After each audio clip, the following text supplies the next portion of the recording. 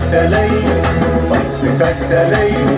மனிதனுக்கு தேவன் தந்தார் பத்து கட்டளை பத்து கட்டளை பத்து கட்டளை மனிதனுக்கு தேவன் தந்தார் பத்து கட்டளை சீனாய் மலையில் கட்ட தந்தார் பத்து கட்டளை மோசே மூலம் கட்ட தந்தார் பத்து கட்டளை